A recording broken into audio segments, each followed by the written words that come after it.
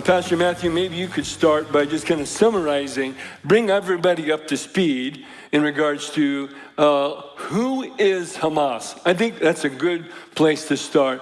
Who is Hamas, and why did they do this absolute savage attack on October 7th? Great question. Well, Hamas is an acronym in Arabic for the Islamic resistance movement. Now, what's interesting is that in Hebrew, the word Hamas, or Hamas, it means violence. Interesting. So Hamas is a Palestinian terrorist organization recognized across the globe as being so. Nations like the United States, UK, Canada, Australia, Japan, the European Union all recognize Hamas, without a doubt, as being a terrorist organization, which was established in 1987. It's an offshoot of the Muslim Brotherhood, and its aim is to establish the Islamic State encompassing the entirety of the present-day state of Israel, the Gaza Strip, and Judea and Samaria through violent armed conflict. In fact, the Hamas charter calls for the killing death of all Jews and does not recognize Israel's right to exist. Now, following Israel's withdrawal from the Gaza Strip in 2005, which was located on the Mediterranean Ocean there, southwest side of Israel, Hamas was elected in 2006 to the Palestinian Authority legislative elections, and they gained control, and eventually, through really a bloody coup, they took over the Gaza Strip area. And so they have continually refused to acknowledge the right of Israel to exist, and they've refused to cooperate with those who acknowledge Israel.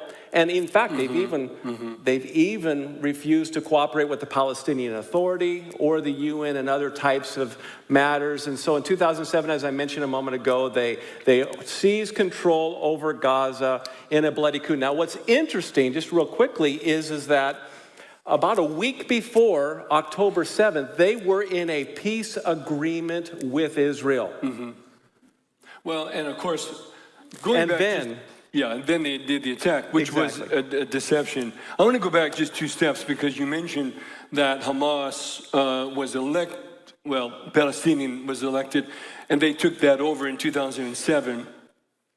And the intent was to destroy Israel from the beginning.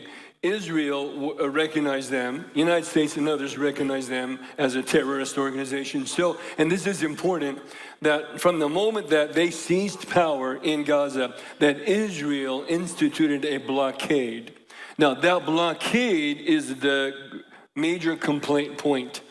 That blockade, of course, was so that to prevent the inflow of weapons, because Hamas had made it, you read already about their charter, which was the destruction of Israel. So therefore, Israel already knew that the intent was to bring in weapons of all sizes and types.